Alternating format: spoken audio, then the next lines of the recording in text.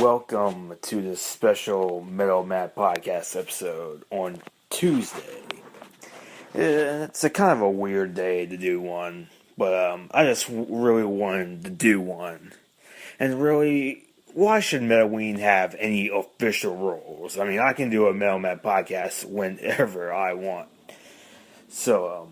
But yeah, today is going to be pretty interesting because today we are going to be talking about a shock rocker, and since it's MetalWeen, it's all about scary stuff, spooky stuff. We're going to be talking about shock rocker Marilyn Manson, and that would be interesting. First, a couple shout outs. One to Chucky's Playground, just a great place to be. If you haven't signed up, definitely do it. We're having all types of great discussions and just really, really interesting stuff to do. And a shout out also goes to Movie Mayhem with my friend Spanky and G. This show finally returned, made its grand return yesterday with Trick or Treat from 2007. It was a glorious episode. Just really excited that Movie Mayhem is back. And as far as Trick or Treat goes, that's honestly a movie I have never seen. Like, you would think I'd seen that movie, but I haven't. But I mean, I do know about it. I have heard of it, and I used to spend a lot of 2007. 2008 and a little bit of 2009 at Blockbuster. Me and my family would always go to Blockbuster back then. And if you know what a Blockbuster was, then you get a special treat, my friend. Like, you are my friend for life, because that was an amazing place, wasn't it? You know, just Blockbuster was amazing. I would usually rent like a game or something from there. My family would rent like a movie. But But anyway, to the point, I would always go there, and I would always kind of look at everything that they had, you know, and I would always see this cover with like this little kid wearing some type of pumpkin mask, the kind of pumpkin mask that that Sam wears in the movie. And I was always kind of intrigued by that cover. I was always interested in that cover. And I would always see, like, other horror, movies in there as well. But that was the one horror movie cover, DVD cover, that intrigued me the most. And that is a cool little story that I like to tell. Because I do have a lot of memories of going to Blockbuster. It was just a really cool place to be, and I wish they still had them. Thank you very much, Redbox. But, yeah, so Blockbuster, anyway, Blockbuster is just a really cool store to be at, and just to hang out at, and just have fun. Just have fun. But anyway, the point, back to Movie Mayhem.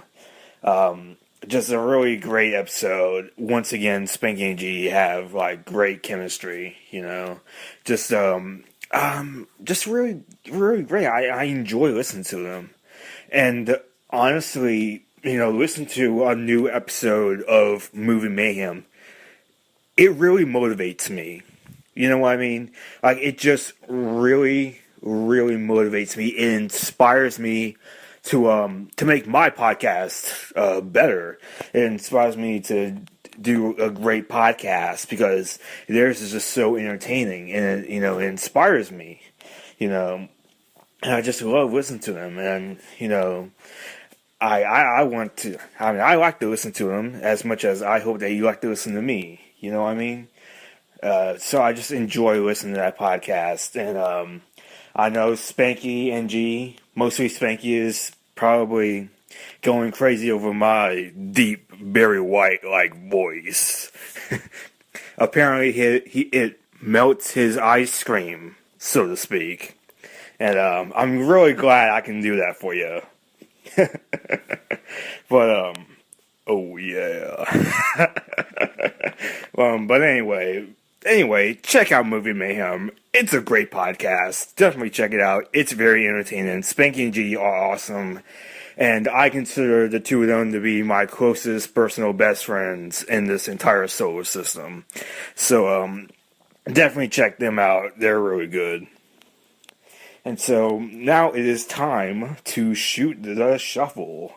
At number 1, I Hate Myself for Loving You by Joan Jett and the Blackhearts from Up Your Alley. As all of you know, I adore Joan Jett. I love her. And this is one of her absolute best songs. Definitely one of her most well-known songs. It's a great one. Number 2, Subterfuge by Judas Priest from Demolition. This was the second album with Tim Ripper Owens to replace Rob Halford, and he did an admirable job. Demolition isn't as strong as Jugulator, which was the first album that Ripper Owens was on. But I still think this is a pretty good album. It has a few good album cuts, and this is one of them. Number 3, This Is Halloween by Marilyn Manson from Nightmare Revisited. A bit of a cool song, a very cool cover of Nightmare Before Christmas by Marilyn Manson. Kind of weird that this popped up on Shoot the Shuffle as I'm doing an episode of Marilyn Manson, but yeah, it's just really cool cover of it. And I think this was recorded back in like 2006, I want to say, like 2006 or so. Number 4, Trumpets of Jericho by Bruce Dickinson from The Chemical Wedding. Once again, The Chemical Wedding is probably one of the most underrated albums of the 90s. I really think that not a lot of people give it enough attention. It's just a really good hard rock / heavy metal album. Number 5, Love Pig by Scum of the Earth from Sleaze Freak. I think I talked about Scum of the Earth on here already, but Scum of the Earth is basically kind of a ripoff of Rob Zombie, or it would be a total ripoff if it wasn't for the fact that Zombie's guitarist was in that band. He's the front man of the band. And it kind of goes back to that Hellbilly Deluxe, Sinister Urge kind of sound. Mainly on Love Songs for the New Millennium. Blah Blah Blah Love Songs for the New Millennium, which was their first album. Sleaze Freak is their second album. It kind of deviates from that sound, but overall I think it's a solid album. Number 6, Highway Star by Deep Purple from Machine Head. One of the best songs ever. I'm just going to put that out right now. One of the greatest songs of all time. Just a really great driving song, really. A great classic rock song, and it really does kind of bother me that Deep Purple is still not in the Rock and Roll Hall of Fame. They just revealed who got nominated for the Rock and Roll Hall of Fame, and Deep Purple was not in it. So that's kind of disappointing. There's a lot of people that aren't in the Rock and Roll Hall of Fame. I'm not going to get into a huge tangent. If you want to hear me going on a rant, just listen to episode 2 of the Metal Matt podcast. Granted, that's low quality, but still. And Joan Jett got nominated for Rock and Roll Hall of Fame, so that's awesome. Hopefully she gets in, but knowing the Rock and Roll Hall of Fame, I wouldn't be surprised. But I really hope she gets in, because she deserves to go in. But anyway, Highway Star is a great song. Number 7, Deformography by Marilyn Manson from Antichrist Superstar. A couple of Marilyn Manson songs popping up on Shoot the Shuffle. That might be a good sign. Just a really cool little song from Antichrist Superstar. I'm not going to go into too much detail, because I will be going into a lot of detail in just a few minutes. Number 8, Last Child by Aerosmith from Rocks. Really good song from one of my favorite bands of all time. Just a really cool kind of bluesy little song, really. Number 9, Heaven and Hell by Black Sabbath from Heaven and Hell. Really good, heavy song. This was the first album to feature Ronnie James Dio, the late great Ronnie James Dio on vocals, and it's just really, really good. And finally, number 10, Beyond This Life by Dream Theater from Metropolis Part 2, Scenes from a Memory. This one is a really good concept album / rock opera. It's definitely very good, so definitely check it out. And now it is time to go to the main event. And we are going to be talking about Marilyn Manson Retrospective. And I guess I'll go ahead and start on how I got into Marilyn Manson. I'm not really too sure how I really can't remember how I first got into him. I just really liked the guy. I just really liked the music, I think I was like watching VH1 Classic and they were showing Marilyn Manson videos or something like that. I really do not remember how I got into him to begin with. I really, really don't remember. It might have been on like the internet or something. I heard his music and I got hooked. I really don't know. But anyway, I think the first album I got by him was Mechanical Animals. I think that was the first one I got by him, and that's why it's one of my favorite albums of all time, because it just has a little bit of sentimental value,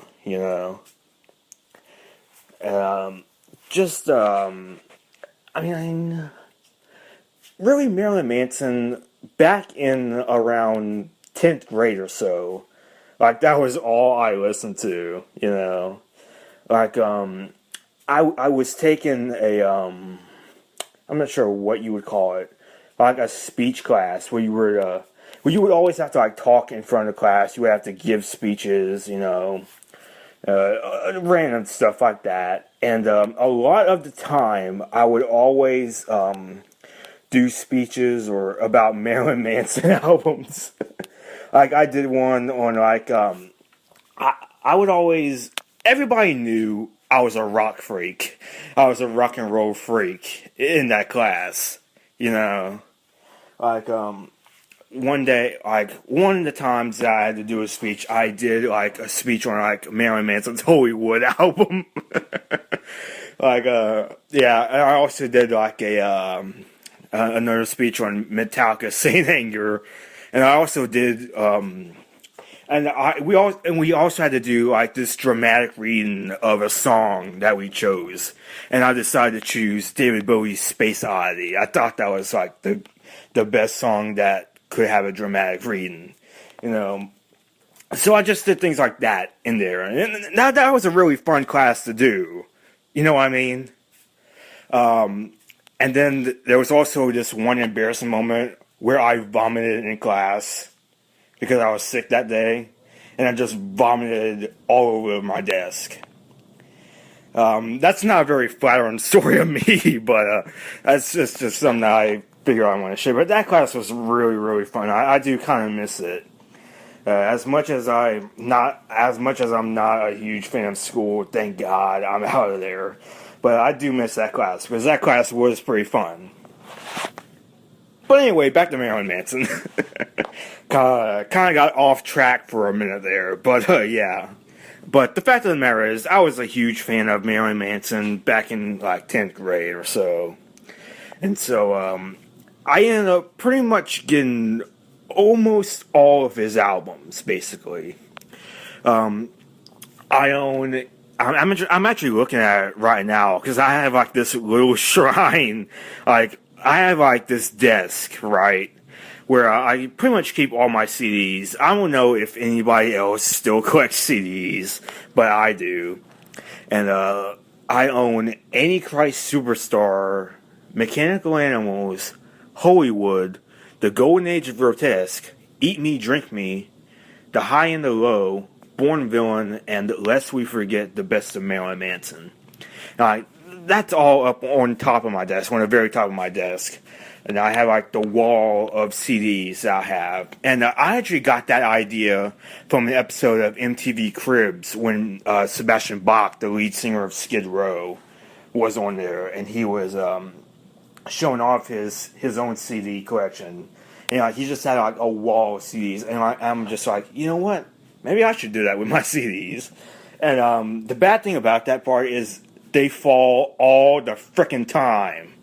Like every time I like put my computer like inside like my desk, like my desk has like a platform that kind of rolls out, and I put my laptop in there, and every time I close it, and a lot of times when I close it, the CD case will just fall behind the desk, and I'm like, Urgh! And like that's so annoying, you know. But anyway, I'm getting really off track here.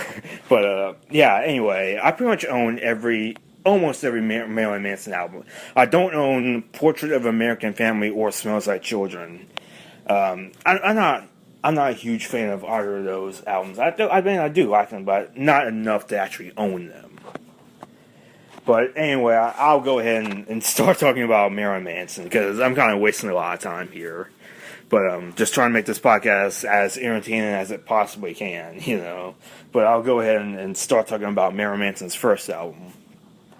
So Marilyn Manson's first album, Portrait of an American Family. And this one is pretty interesting.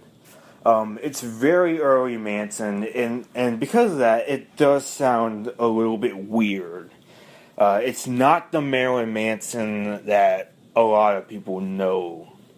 It's kind of a different sound. Basically, it kind of feels like a Nine Inch Nails kind of spin-off, and I think like Trent Reznor actually like produced the album, and not only that, I think he had them on his record label, and I think he kind of discovered the band really. So yeah, Trent Reznor really did have a lot to do with Marilyn Manson, and the beginning of this album starts out with a track called Prelude, The Family Trip.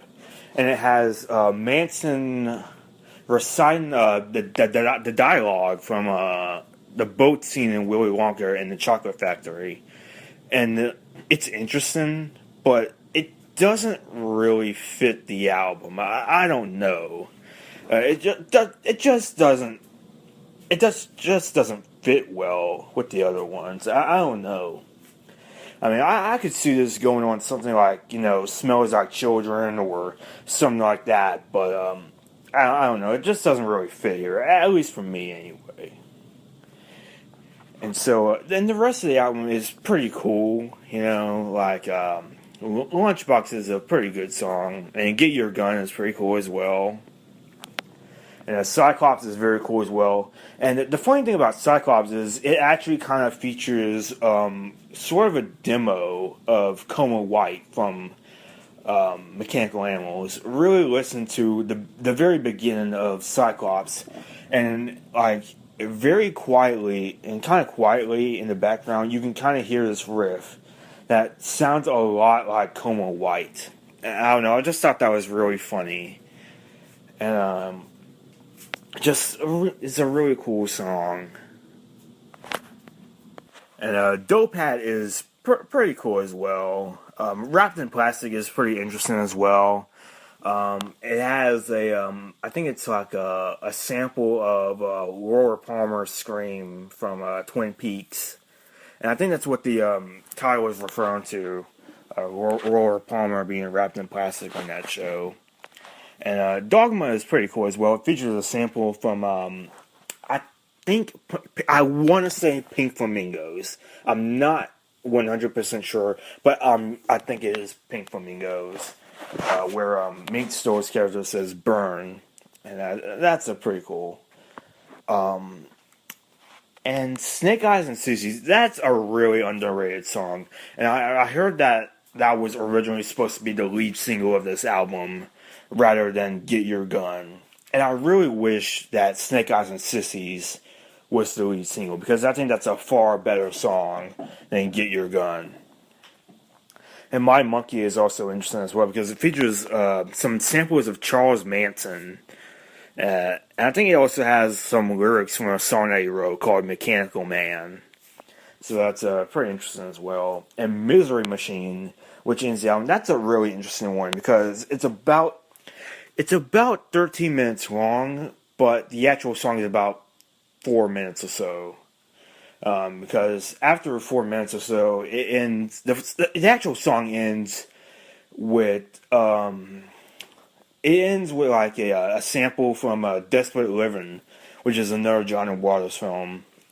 And it has like I don't know, it might be Mink Stoll's character. I could be totally wrong, but it's like some character in there, and she's like, "Go home to your mother. Doesn't she ever watch you? Tell her this isn't some communist daycare center.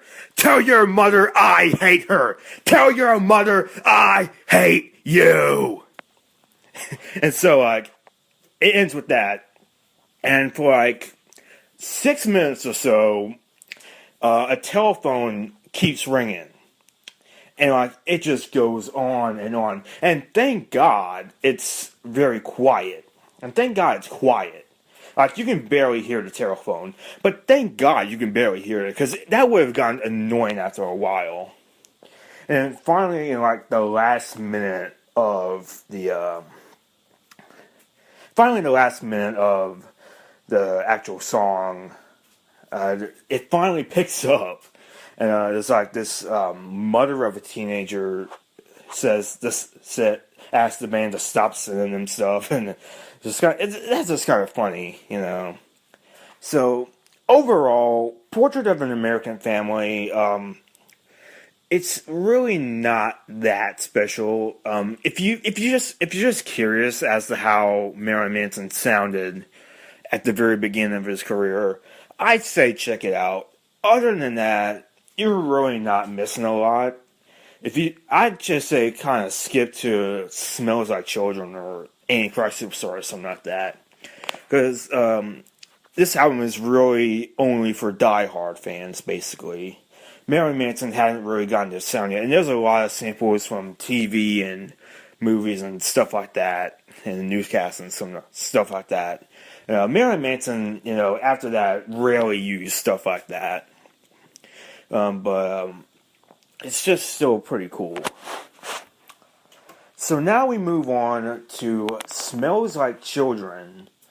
And technically, this is more of an EP than an actual album. Because, I don't know, it's credited as an EP, but honestly, it runs longer than an EP is supposed to run. Like, an EP is supposed to be about 30 minutes, give or take a few minutes. It's supposed to be about 30 minutes, and this one runs for about 54 minutes. So I don't know why it's considered an EP, but nevertheless, it's an EP, so we might as well talk about it. And Smells Like Children, this is really the first album in which you really get a strong hint at what Marilyn Manson are going to be. It definitely has like that sound to it. And Smells Like Children is probably the weirdest album I have ever listened to. And I don't go out and listen to weird music, so it's not really saying a whole lot. But it's just kind of weird, And there's also a couple of skits, Sympathy for the Parents and Dancing with the One-Legged. And they come from an appearance that they made on the Phil Donahue show, which was kind of this talk show that ran from like the 70s to 90s. I don't know. It was before my time. Let's put it that way. It was before my time, and I don't know what the modern day equivalent of it would be. I don't know. It's kind of like Jerry Springer, but a bit softer than that. It's kind of like Jerry Springer and Maury Povich and stuff like that, but it's a lot more softer than those shows. I don't know. I've never really watched the show. I've only watched the Marilyn Manson episode because Marilyn Manson was on there. But yeah, that's the only episode I've watched, and that's the only episode I'm going to watch because I don't want to watch any more of that. But anyway, this was those skits. The skits came from that show, that episode that they did. I'm not sure when exactly it aired. I want to say 1995. I could be so wrong. I could be really wrong. but I'm pretty sure it was like 95. It was definitely before Smells Like Children, obviously, since he's come from the show. But it was something about stage diving and moshing and the dangers of all that and blah, blah, blah, you know. But anyway, that's just interesting trivia. And there was also a few cover tracks on here. Sweet Dreams Are Made of This, which is pretty good, you know. And I think that's really like what everybody remembers about this album is the Sweet Dreams cover. And there's also a cover of I Put a Spell on You. And I think that's a really great cover. In fact, I'd probably say that's one of the best covers I've ever heard. I think that's a really good cover. And originally it was done by Screaming Jay Hawkins, like back in the 50s. And I think it's much more better done now. Because back in the 50s, it's very kind of jazzy. And it's not really as scary as you'd think it'd be. Like, Marilyn Manson makes it a lot more creepier than it probably has any right to be. But it's still a great cover. And then we have Rock and Roll. And that's just kind of a weird title to begin with. But, yeah, and that's a pretty good cover of a Patti Smith song, or a Patti Smith, or however you say your name. That's a pretty cool cover. And there's also other tracks on here, like May Cause Discoloration of the Feces and Urine, or something like that, where it's like Marilyn Manson's mother and grandmother are like talking on the phone, and like they're talking about Procardia and stuff like that, and why the grandmother isn't taking Procardia pills. It's just a really weird track. But then again, I could probably say that about all the tracks on here.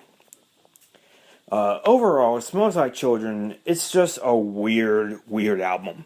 Some of it is a remix album. It kind of remixes songs from Portrait of an American Family, mostly Dope Hat, really. I think there's like 2 remixes of Dope Hat on here.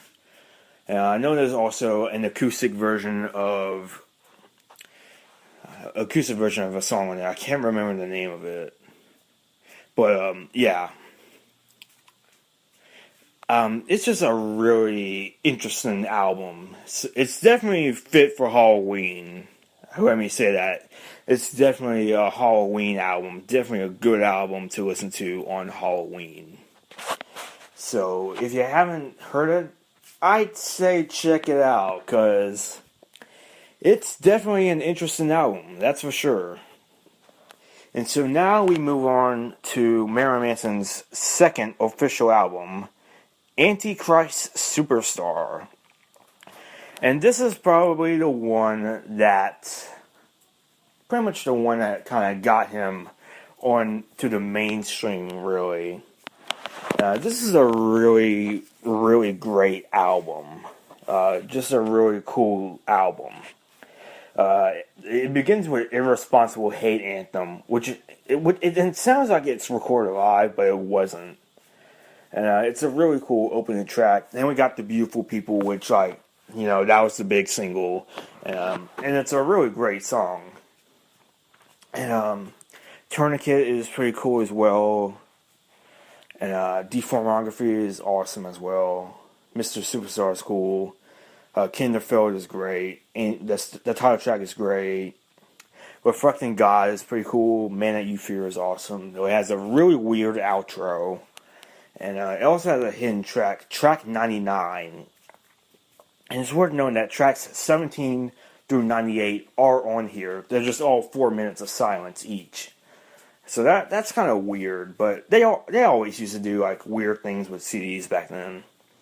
It's not like today, you know, but I guess that's just how classic I am. And Antichrist Superstar is a pretty good album. You know, it's probably when I first think of Marilyn Manson, this will probably be the album that I always think of. The first album I think of. And it's a really cool album. It's definitely industrial metal. It has a different sound from Portrait of an American Family. It sounds more like its own thing. It was like a Nine Inch Nails kind of thing. I think Trent Reznor was still involved in it, but it sounds way more like a Marilyn Manson album. Sounds like what it should be sounding like. And so now we move on to Mechanical Animals. And I think, and if you watch my top 10 albums video, then you'll know exactly why I love this album. And I'm probably not going to talk about it a lot here since I've already talked about it there. But I just want to mention it very briefly because I really do love this album. Not every song on the album is a great one, but the ones that are good are really good. Like The Dope Show, that's a great one. Mechanical Animals, that's a good one. Rock is Dead is awesome. Disassociative is awesome. And it definitely has a David Bowie inspired sound to it. Especially the character of Omega, like the alien that kind of follows the Earth. Or it's kind of like Ziggy Stardust. That's a kind of a really, really cool inspiration. And I really like kind of the softer songs on here, like Disassociative and The Speed of Pain and stuff like that. I really like those songs. They're definitely very melodic and very cool. And I'm also a fan of Posthuman. I really, really love Posthuman. That's a great one. Just a really, really great one. I think it actually has Rose McGowan, who I think Marilyn Manson was actually dating at the time, on vocals. And she goes like, "Hey, hey, hey," like on the chorus. And I think it's her that says, "All that glitters is cold," near the end of the track. I'm not sure. The lyric sheet, it credits it to Coma White. So I'm assuming Rose McGowan plays the role of Coma White on here. I'm not too sure. But anyway, that's a great song. And I don't like The Drugs, but The Drugs Like Me, that's a good one as well. New Model Number 15, that's a great glam rock song. Coma White, the final track on the album, that's a great one. Like I said, very melodic, and just a great, great ballad that ends the album. So overall, Mechanical Animals is a great, great album. If you haven't heard it, definitely check it out. I think it's by far Marilyn Manson's best album. There's a lot of great songs on there. And so now we move on to, well, first of all, I want to briefly mention the last tour on Earth. And this was a live album that Marilyn Manson did during the Mechanical Animals tour. And really, it's nothing special, honestly. It's pretty much your standard live album. You pretty much know what to expect. And that's with the exception of one song. One song on here is pretty cool. And that is Astonishing Panorama of the End Times. And this was a original album, original song, a newly recorded song for this. And I think they recorded it for like some celebrity deathmatch soundtrack or something like that. But it's a really cool song. And I kind of wish that was released on Mechanical Animals because it totally fits the Mechanical Animals style. But anyway, that's just something I want to mention because I really do like that song. So now we move on to Hollywood in the Shadow of the Valley of Death.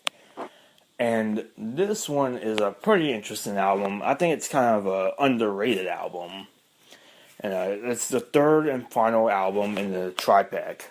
And the triptych is a 3-album trilogy consisting of Antichrist Superstar, Mechanical Animals, and Hollywood. And while all three of them have their separate stories, there's like some type of overarching story in all of them. And not much information is really known about it. Manson has barely commented on it, and even that, I don't know.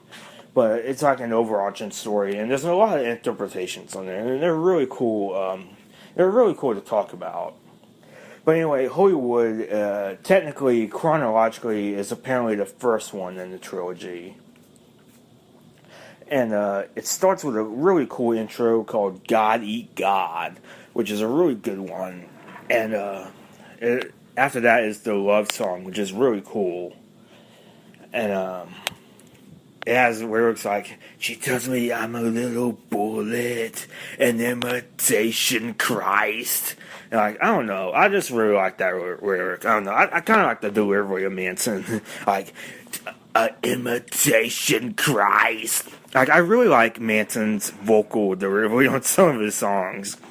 Like, sometimes it can kind of be a bit too hammy for his own good. But it's really entertaining to kind of hear him sing. But anyway, after that is the fight song, which is a really heavy song. And then we have Disposable Teens, which is basically the Beautiful People. Like, it really does sound a lot like the Beautiful People. Someone needs to do, like, some type of experiment where they play, like, a one song. They should do, like, an experiment where they do one song back to back, those two songs back to back, The Beautiful People and Disposable Teens, because those songs are really, really similar. And after that, we have Target Audience, Narcissus, Narcosis, which is really cool. And The Nobodies, which is a great one. And Burning Flag, that's one pretty cool. Coma Black, which is kind of a prequel or sequel to Coma White, and that's a really good one. It's kind of a callback, a great callback. And Count to Six and Die, that's a great, great outro. And overall, Hollywood is a really good album that at the time a lot of people really didn't appreciate. Like, now it's getting a lot more fans, which I'm really glad to see, because it's a great album. But at the time, not a lot of people really knew what to make of it. Mainly because this came out like a year after Manson was blamed for the Columbine thing and stuff like that. So not a lot of people really gave this album their due. Gave the album its due, but it's really good.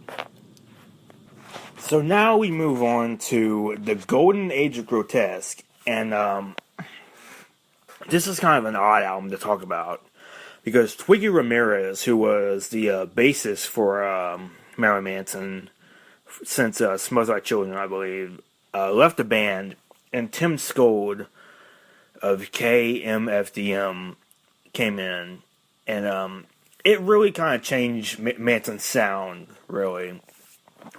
It really did become kind of a KMFDM sound, you know. And I like KMFDM, but I don't know, it just kind of felt weird to me. And the Golden Age of Grotesque, the other day, I was just kind of thinking about this album, like, you know what, I remember this album kind of not really being too good, but I decided to give it a listen again and see, if it's held up or not. And I listened to it the other day, and it really didn't sound as bad as I remembered it. I actually remember it being pretty decent, honestly. And it starts out with an intro called Theater, which is interesting. And then we have like the lead single called This Is the New, and this is pretty good. It's a really good song, you know. And Mob Scene, that's an awesome one as well. And then the Golden Age of Grotesque, the title track, that's a real cool one as well. And Saint, or parentheses S, and then Ain't. I don't know, there's a lot of weird spellings for the songs on here. Then we have Spade, and then Paranoir, that's a really cool one. Then we have Vodevil, and that's a really awesome one. Now, I particularly love the lyrics, "This isn't music, and we're not a band. We're 5 middle fingers on the mother hand." And that's just a really cool lyric. I really love that lyric, you know. So, yeah. And I don't really have too much to say about it, because, you know, there's really not much to say about it. It's kind of a forgettable album for the most part. With the exceptions of the lead singles, you know, it's really not that special. I'd probably dare say it's Manson's weakest album. There's just not a lot of creativity there, at least like there was in the Tripec era. So now, a couple years pass, and Manson kind of left music for a little bit. You know, he kind of wanted to kind of do his own thing, and I think he ended up marrying Dita Von Teese, this burlesque artist, and I heard that he was doing this Alice in Wonderland movie, Phantasmagoria: The Visions of Lewis Carroll, who was the author of Alice in Wonderland, and I haven't really heard a lot about that movie. It's not like Development Hell or something like that. I really don't know.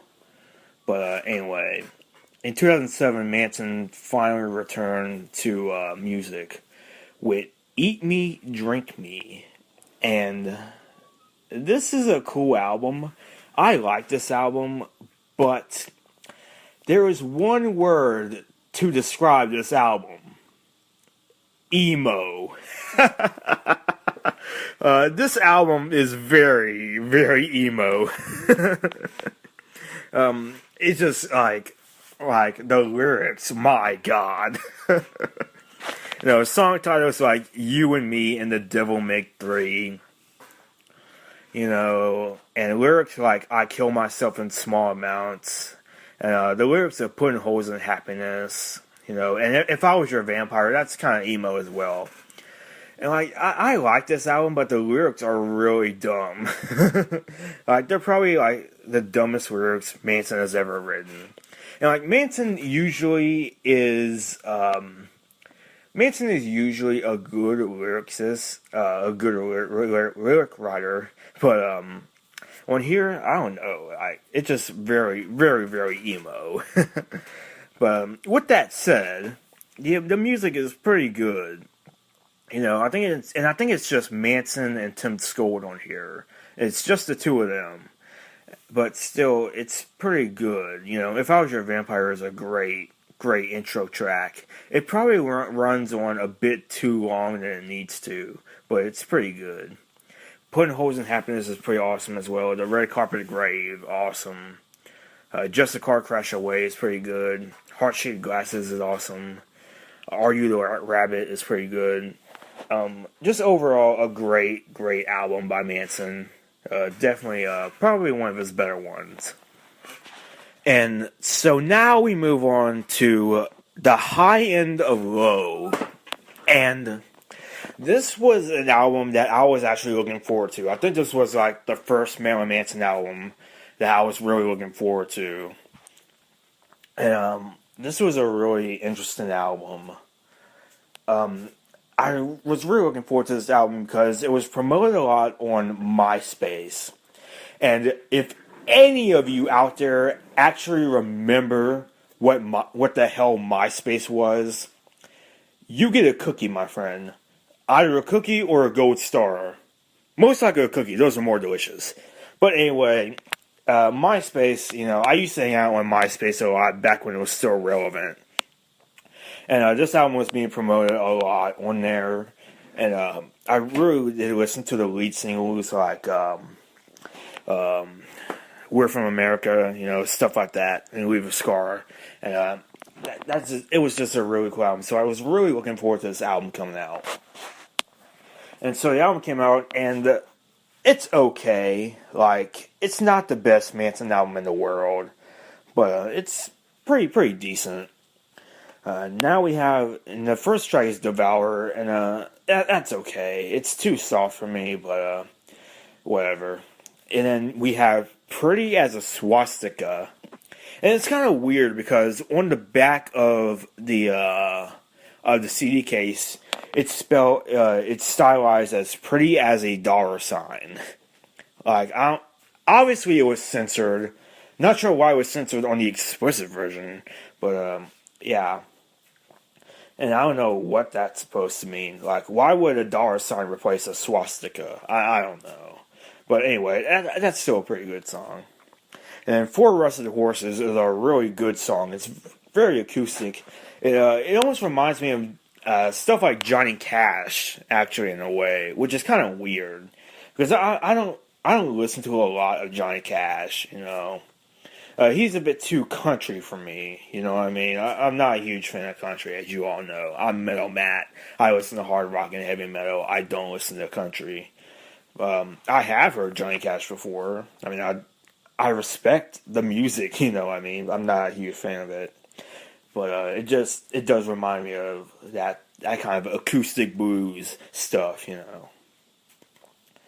And then there's songs like "Running to the Edge of the World," and that's a really cool ballad that kind of reminds me of "The Sweet of Pain" from Mechanical Animals. And we have "I Want to Kill You" like they do in the movies, and I want to say this is Manson's longest song. I want to say that. I'm pretty sure it is, but I could be wrong. And it runs at about 9 minutes or so, and it's really, really cool. And it does kind of go on and on. Like, there's really no reason it needed to be 9 minutes, but it's still pretty cool. You know, especially the final 5 minutes. Like, that's a really cool part. And then we have "Wow," capital W, capital O, capital W. Wow! Wow! But, yeah, and that's a really cool song. And we have "White Spider," WIGHT, White Spider. I don't know. The spellings of Manson's songs are sometimes kind of odd. But, yeah.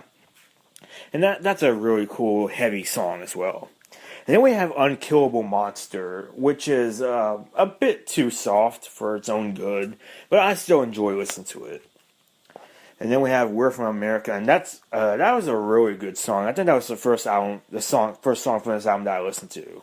That was pretty good. Overall, this album is okay. I think I actually like it better than I did when I first heard it. But yeah, it's pretty cool. I mean, it's an okay album. It's just okay. And then we move on to his latest album, Born Villain. This was released a couple years ago in 2012. And I was really looking forward to this album. I was really looking forward to it because it definitely looked a lot better than the High and the Low. It definitely sounded better than the High and the Low. So I was really looking forward to it. And I got it, and man, it was okay. The first track is "Hey Cruel World," and that's okay. The second one is "No Reflection," and that takes a little while to get going. Like, the intro is way too long for its own good. I don't know. I prefer the single a lot better because it just skips the bull crap and just goes right into the song, you know. But yeah, that's still a pretty good song. And then we have "Pistol Whipped," and that's okay. "Underneath the Path of Misery," and this was the first song that I think a lot of people heard from the album. And the video is really weird because it was co-directed by Shia LaBeouf, of all people. And it features a lot of imagery from, like, The Holy Mountain, which is this old movie from the 70s. And it also has imagery from Hamlet and stuff like that, or lyrically anyway. And just a really weird video. And it kind of served as the Born Villain trailer. And it's just kind of weird, but pretty cool. And the song itself is really awesome. And then we have "Slow Motion." And that's an awesome song. Like, I really could see something like this being on, like, Mechanical Animals or something. It just has that sound, you know. And it's probably the best song on the album. Then we have "The Gardener," which is awesome. Like, that's a really great song. And it really reminds me of The Doors and "American Prayer." And if you don't know what "An American Prayer" is, this was an album that The Doors released after Jim Morrison had died. Jim Morrison died in the early 70s, like after L.A. Woman. And The Doors released a couple albums with, I think, Robbie Krieger and Ray Manzarek on vocals. And those albums aren't very good. And then in, like, 77, I think, they released "An American Prayer," which is basically The Doors doing background music for Jim Morrison's poetry that he had recorded a few years before his death. And really, that's really what this song really sounds like to me. It really does sound like The Doors and "American Prayer" album, because it has Manson just kind of speaking over drum and bass. Just kind of this pounding drum and bass, and it's really cool. And then at the very end, we have a bonus track of sorts called "You're So Vain," and that's a really interesting song, a really interesting cover song of Carly Simon. Mainly because it features Johnny Depp on guitar, which was like, wow, that's pretty cool. Like, just when I think Johnny Depp couldn't get any cooler than he already is, he does guitar on Marilyn Manson album. Now, I know a couple of my listeners love Johnny Depp, right, Spanking G, right? But anyway, that was a really cool one, because Johnny Depp played on both a Marilyn Manson album and an Aerosmith album. He's pretty much the coolest person on earth now. But, yeah, so anyway, overall, Born a Villain it's okay. I'd say it's a little weaker than High and the Low. But overall, there's a few tracks that are really good. You know, stuff like Slow Motion and The Gardener and No Reflection. Those are really good songs, and they do make the album worth getting. So if you haven't heard it, I'd say check it out, just to see what Manson's up to nowadays. But, yeah. So that's all for this episode of the MetalWeen Podcast. And I'm looking, and it's running pretty long. We're running on about 51 minutes or so. So that's the longest episode of the MetalWeen Podcast I've done so far, which is pretty surprising. But, yeah, I had a lot to talk about. Yeah, so that's all for this episode of the MetalWeen Podcast. And I will see you tomorrow for some more MetalWeen.